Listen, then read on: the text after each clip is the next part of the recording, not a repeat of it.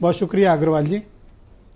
किसान दिल्ली तक कुछ बोल नहीं रहे हैं आप लोग, इनकी मांगे मानी जाए न मानी जाए, या ये अराजक है, साजिश कर रहे हैं किसान? नहीं ब्रिजेश जी, क्या मतलब है किसान दिल्ली तक? अरे दरवाजे तक तो पहुंच ही गए, तो क्या दिक्कत है? तो जाने क्यों नहीं दे रहे हो? भाई किसान का हक है आंदोलन, संविधान उसको हक देता है आंदोलन करने का। दिल्ली जाए ना जाए किसान? अच्छा बिल्कुल जाए, तो रास्ता खोलो। दिल्ली को कौन रोक सकता है? दिल्ली जाने से किसान को कौन रोक सकता है? रोक तो लिया गया। नहीं नहीं, देखिए रोक नहीं लिया गया, 6 घंटे के अंदर उनकी जो समस्या थी उसका हल कर दिया गया। उनको 6 घंटे? उनको 1 हफ्ते का उन्होंने समय दे दिया। उनको पता है, उनको विश्वास है कि ये किसान हितैषी सरकार है, इसमें माननीय जयंत चौधरी जी सम्मिलित हैं और किसानों के साथ अन्याय नहीं होगा। देखिए ये देखिए ये जितने मासूम अभी खुशी से एक मिनट वॉक करते हुए पहुंच गए बॉर्डर तक। विजय जी एक मिनट देखिए, पहली चीज तो यह है कि आंदोलन किसानों का हक है, जो कि संविधान उनको राइट देता है। किसान आंदोलन करना चाहिए किसान को, तभी उनको उनका जो भी हक है, जायज हक है, वो मिलेगा। दूसरी बात ये है, 10 सेकंड हम तो लड़ ही रहे हैं भाई उनके लिए। कहां लड़ रहे हो? दिल्ली जाने तो आपके चैनल पे भी लड़ रहे हैं उनके लिए। दूसरी बात, मांग करो आनंद दुबे से कि सब मांगे मान ले। आनंद दुबे कौन है? मैं तो खुद ही सरकार में माननीय जयंत चौधरी जी बैठे हुए हैं। आनंद दुबे कौन है?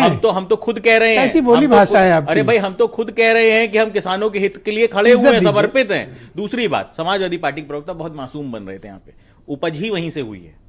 किसानों के साथ अन्याय करने की जो उपज है वो समाजवादी पार्टी के कार्यकाल से ही हुई है।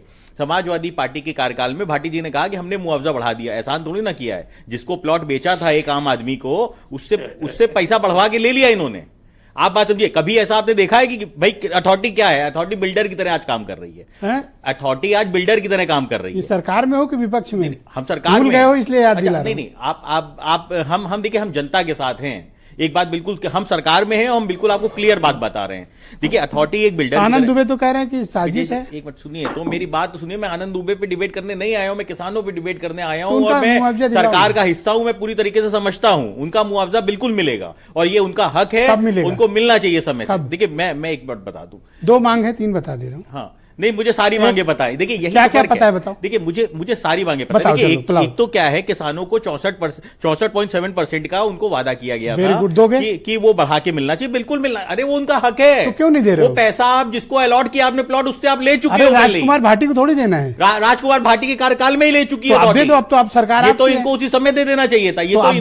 ये तो इन्होंने जबरदस्ती का इसको नासूर बना के रखा हुआ है समाजवादी पार्टी ने। 8 साल से जिसको निपटाने का काम हम कर रहे हैं, जिसको निपटाने का काम हम कर रहे हैं। ये जो नासूर इनके कार्यकाल में बना था, इसको निपटाने का काम हम कर रहे हैं। किसानों के साथ अन्याय करने का काम समाजवादी पार्टी ने किया था।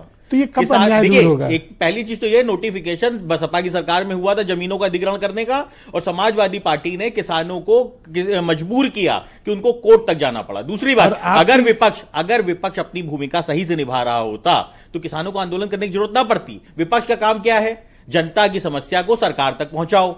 अब आप जनता की जीपी चाहते ही नहीं। यहां पे बैठ के भाटी जी कह रहे हैं मेरी जमीन देखो नोटिफाई नहीं हुई है ना। भाटी साहब की जमीन नोटिफाई नहीं हुई है, लेकिन किसान की जमीन नोटिफाई हुई है। तो कब तक इनको हक दिलाओगे? अगर आप खाली अपना देखते रहोगे तो काम नहीं होगा। भाई भाटी साहब को सही से उठाना चाहिए ना कि भैया वहां पे जो सीईओ है, नहीं यमुना अथॉरिटी का जो सीईओ है, कैसे सहयोगी हो जो आपने अलाइज पार्टनर को एम्बैरेस कर रहे हैं? हम एम्बैरेस थोड़ी ना कर रहे हैं, हम तो बता रहे हैं कि सारी समस्या का जड़ ही भाटी साहब है। तो कब इनको आप दोगे?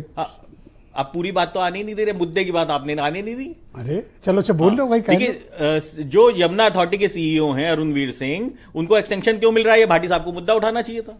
अगर वो किसानों की समस्या नहीं हल कर पा रहे हैं तो उनको एक्सटेंशन मिल क्यों रहा है? असल में अंदर से बहुत तपे और जले हुए हो आप। अब ये मुद्दा उठा अग्रवाल रहे हैं राष्ट्रीय, इसलिए आप नकल करा रहे हो भाटी जी को कि ये भी बोल दो। नहीं आप मुझे बताइए, ये मुद्दा मैं उठा रहा हूं, किसी के पास किसान के साथ कौन खड़ा है? हम तो किसान के साथ खड़े हैं और किसान की हर समस्या का हल होगा।